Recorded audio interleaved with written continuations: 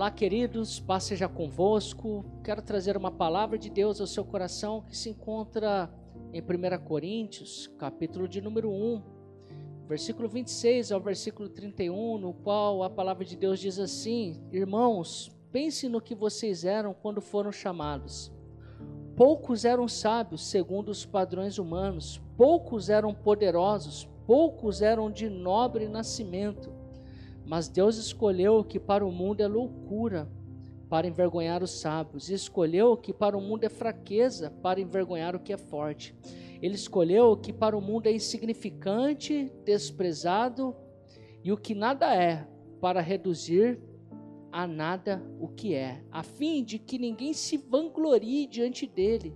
E porém, por iniciativa dele, que vocês estão em Cristo Jesus, o qual se tornou sabedoria de Deus para nós, isto é, justiça, santidade e redenção, para que, como está escrito, quem se gloriar, glorie-se no Senhor.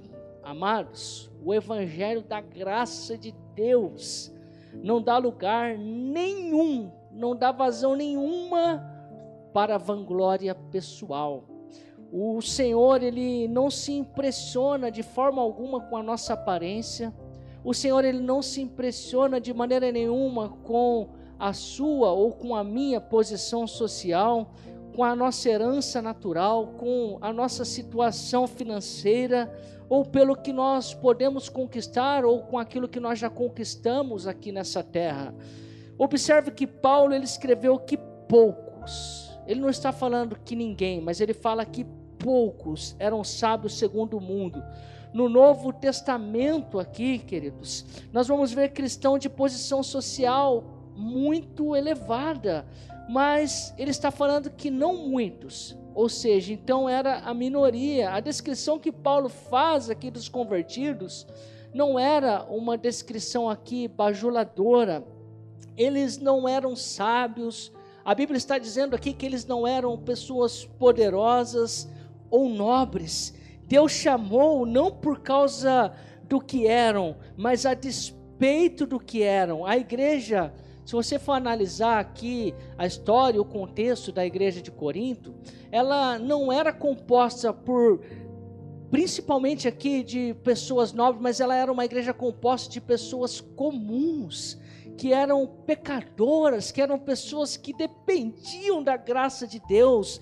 Deus, ele escolhe exatamente os tolos, ele escolhe os fracos, os de nascimento humilde, queridos, e os desprezados, para mostrar ao mundo orgulhoso a necessidade que todos têm da graça de Deus. Eu tenho essa necessidade da graça de Deus, você tem a necessidade da graça de Deus, independente da sua cor, da sua classe social, ou da posição que você ocupa em qualquer área da sua vida. Eu quero dizer para você que você é um dependente da graça de Deus. Sem a graça de Deus, você não consegue chegar em lugar nenhum. Um mundo perdido, querido, se você for analisar, eles admiram o nascimento, admiram a posição social, sucesso financeiro, poder, reconhecimento, mas nenhum desses atributos pode garantir a vida eterna. A vida eterna só é garantida mediante a fé no Filho de Deus, em Cristo Jesus, não por mérito nosso. Nós não podemos nos gloriar de nada disso. Portanto, se você tiver que se gloriar em alguma coisa, principalmente na salvação da sua alma, glorie-se no Senhor, o Criador dos céus e da terra. Que Deus abençoe a sua vida, a sua casa, a sua família. Deixo um abraço a todos vocês. Fiquem na gloriosa paz do nosso Salvador Jesus.